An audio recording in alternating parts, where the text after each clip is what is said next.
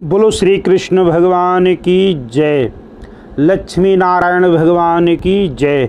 तो आज आप इस वीडियो के माध्यम से निर्जला एकादशी व्रत की कथा को सुनेंगे।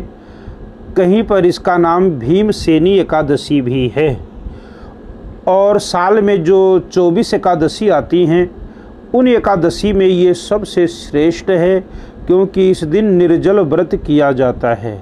अगर जो जल के बिना नहीं रह सकते हैं वो जल पी लें, जैसे भी हो सके, जैसा आपका शरीर साथ दे आप व्रत जरूर करें और जैसे भी रख सकें, लेकिन ये व्रत जरूर करना चाहिए। तो नियम पहले की तरह ही हैं, जैसे आपको बताए हुए हैं कि दशमी के दिन आप चावल, बैगन, मसूर की दाल ये सब का त्याग करना है संध्या के समय, और ब्रह्मचर्य व्रत का पालन करना है। संध्या के समय आप वैसे भोजन नहीं करना चाहिए। दशमी के दिन अगर करना भी पड़े तो बहुत थोड़ा करें, क्योंकि एकादशी के दिन उस भोजन का डकार नहीं आना चाहिए। और फिर एकादशी के दिन स्नान करके और फिर व्रत धारण करें। भगवान केशव के आगे, भगवान नारायण के आगे प्रार्थना करें कि प्रभु मैं जो ये व्रत कर रहा हूँ इस व्रत का फल मुझे प्राप्त हो या हमारे पितरों को प्राप्त हो।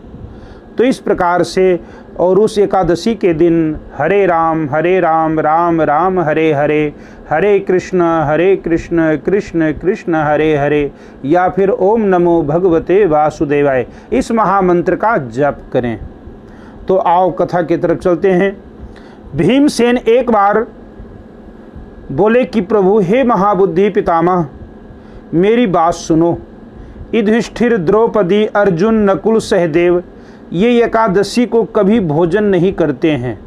ये लोग सभी व्रत करते हैं और हमसे भी यही बात कहते हैं कि हे भीम तुम भी व्रत करो।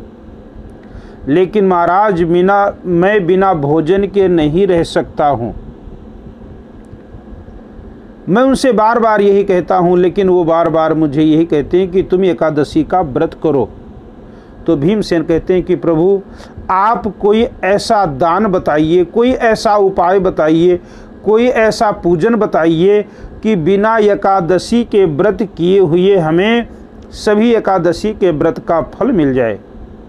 तो भीमसेन का वचन सुनकर व्यास जी बोले कि अगर तुमको स्वर्ग अत्यंत प्रिय है और नरक अगर आपको दुखदायक लगता है तो दोनों पक्ष की एकादशी को भोजन नहीं करना चाहिए।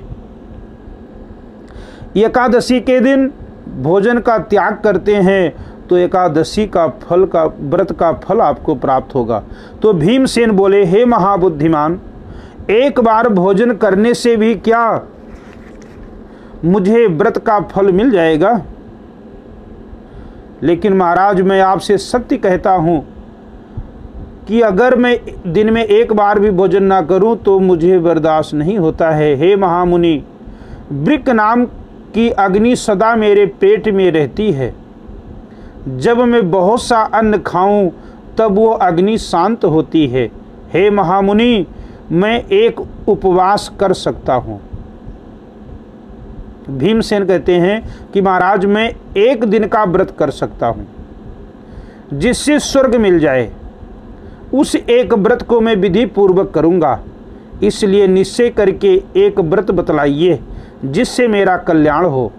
व्यास जी बोले हे नराधिप, तुमने मानव धर्म और वैदिक धर्म सुने हैं, परंतु कलयुग में उन धर्मों के करने की शक्ति मनुष्यों में नहीं है।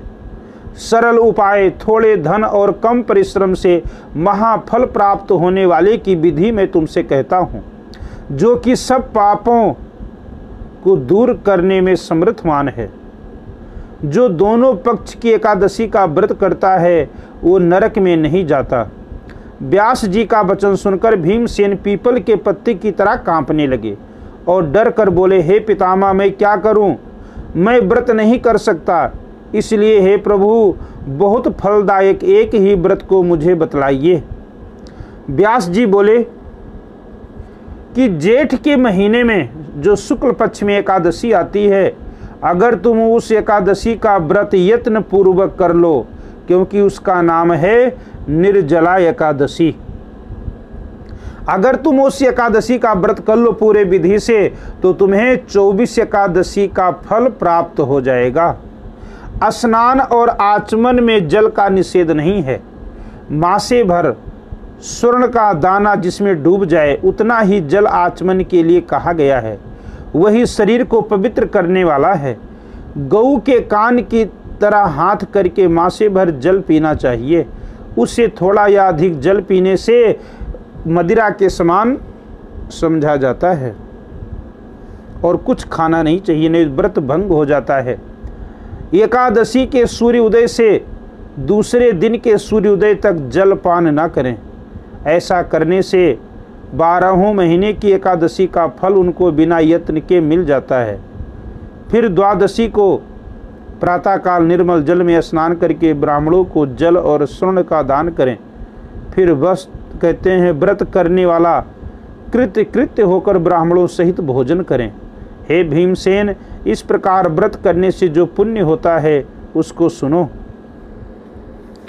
साल भर में जितनी एकादशी होती है उनका फल इस एकादशी के व्रत के करने से मिल जाता है, इसमें संदेह नहीं है। शंख चक्र गदाधारी कृष्ण भगवान ने मुझसे कहा है कि सब धर्मों को छोड़कर मेरी शरण में आओ। एकादशी को निराहार रहने से मनुष्य सब पापों से छूट जाता है। कलयुग में द्रव्य दान से शुद्धि नहीं है, स्मार्त संस्कार से भी सद्गति नहीं होती। इस दुष्ट कलयुग में वैदिक धर्म भी कहाँ है। हे वायुपुत्र, बार बार विशेष क्या कहूँ, दोनों पक्ष की एकादशी में भोजन ना करें। ज्येष्ठ के शुक्ल पक्ष की एकादशी में जल भी वर्जित है। हे वृकोदर, इसका व्रत करने से जो फल मिलता है उसे सुनो।